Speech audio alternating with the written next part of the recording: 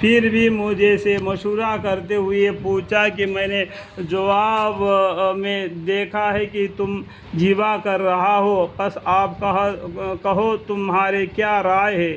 چونکہ یہ بھی اسی علم و دار اسلام کا مقدس بیٹا تھا، کہنے لگے ابا جان آپ کو جو کچھ حکم ہوا ہے کر گزرے۔ یعنی ابراہیم علیہ السلام نے اپنے بیٹے سے کہا کہ میں خواب میں دیکھتا ہوں کہ انشاءاللہ تعالیٰ آپ کو قربانی کر رہا ہوں اللہ کے راستے میں۔ تو اسماعیل علیہ السلام نے کہا دیا باپ سے، باپ نے بیٹے کو کہا دیا کہ اے باپ آپ کو جو خواب آیا ہے اس کو کر گزرو اور اللہ مجھ کو صبر پاویں گے۔ یہ ان باپ بیٹوں کا وہ کارنامے تھا جس کے سامنے دنیا کے تمام بند گیا۔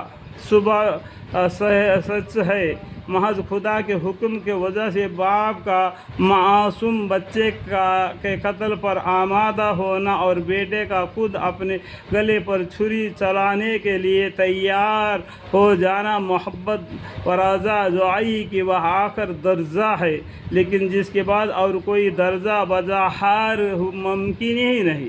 تسلیم درجہ کے لیے مقام پر پہنچے کے بعد ان کو مسلم یعنی سچے فرمان بردار کا معزز خطاب مذاع کیا گیا۔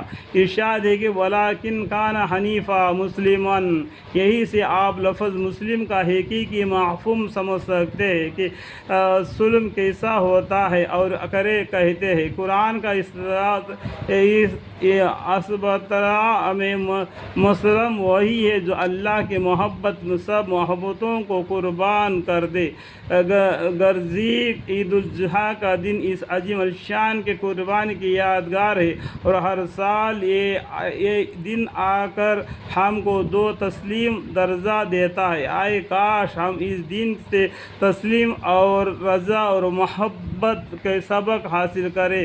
عید الاضحیٰ کا یہ بابرکت دن جس طرح ہمیں محبوب کے لیے مر مٹنے اور سب کچھ نچوڑ دینے کا سبق دیتا ہے، اس طرح وہ مرشد والوں اور تمام بسوں اللہ کو اللہ پر قربان کر دینے والوں کے لیے انعام میں دائیں زندگی حاصل ہونے کا یقین اور زندہ ثبوت چلی کرتا ہے اور بتاتا ہے کہ ایک سچے فرمان بردار کو کامل اطاعت کے بعد بارگاہ خداوندی سے کسی طرح نوازا جاتا ہے۔ دیکھیں کہ سیدنا ابراہیم علیہ السلام اس ہدیہ جائز محبت پیش کرنے پر بارگاہ قدوس سے یہ کتنی زبردست نوجش ہوئی کہ اس قربانی کے بعد ان کے ہر ایک عمل کو زندہ کر گیا